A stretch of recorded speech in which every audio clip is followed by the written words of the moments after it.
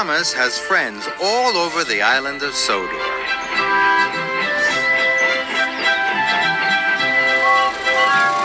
Friends at Brendam Docks. And friends at the farm. All of the engines are Thomas's friends. And so are all of the children. One night, there had been a summer storm on the island. Sir Topham Hatt came to Tidmouth Sheds. He looked very serious.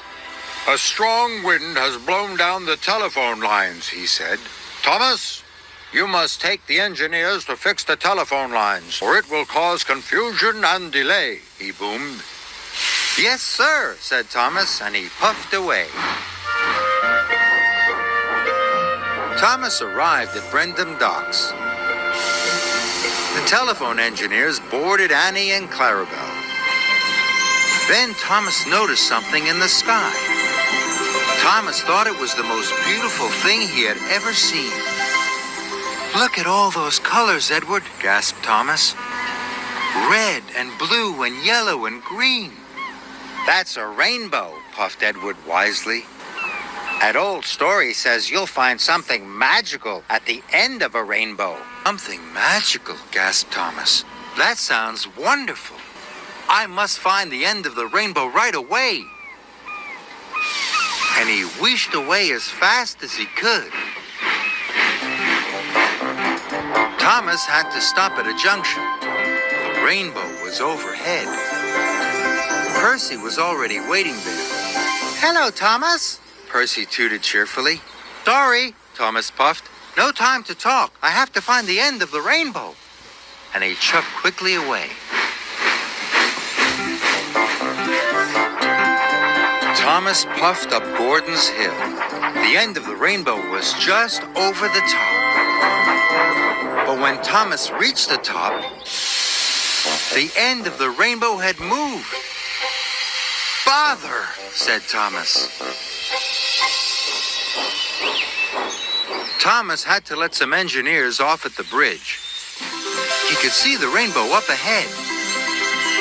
Children on the bridge waved to Thomas and called hello. Thomas just chuffed away. "Sorry, no time to talk," he puffed. "I have to find the end of the rainbow."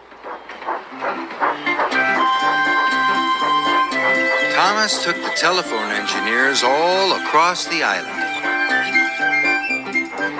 Over the hills and through the valleys.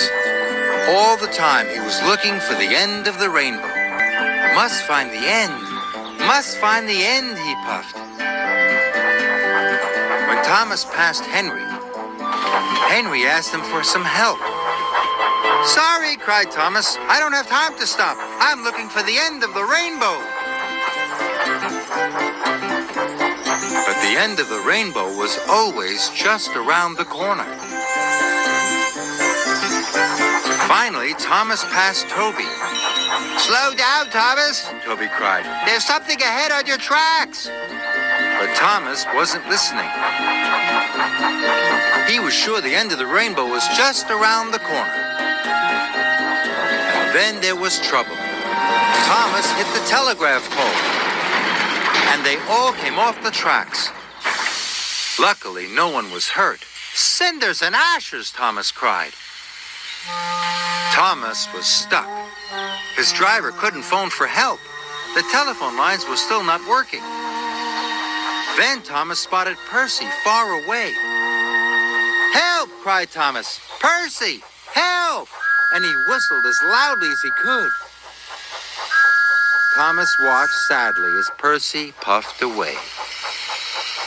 "Percy isn't talking to me because I didn't have time to talk to him," thought Thomas. "I was busy chasing the end of the rainbow."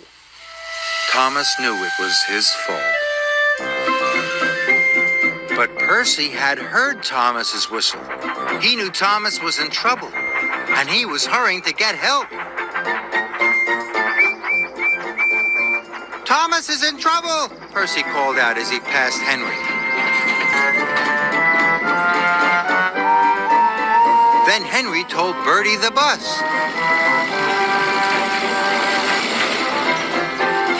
And Bertie told the children. The children told James. James told Harold the helicopter. And Harold the helicopter told Harvey. Harvey set off right away. Harvey found Thomas in no time at all. Soon he had them all back on the tracks.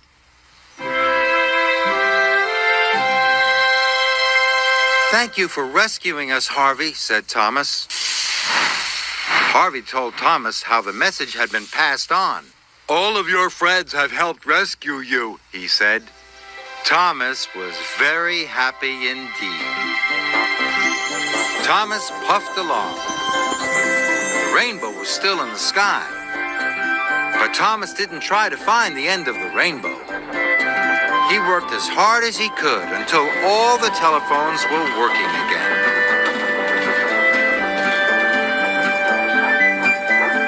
As Thomas returned to Tidmouth Sheds, he was amazed to find the end of the rainbow.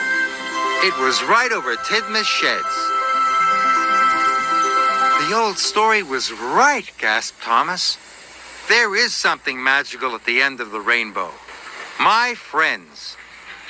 Friends are the most wonderful thing of all."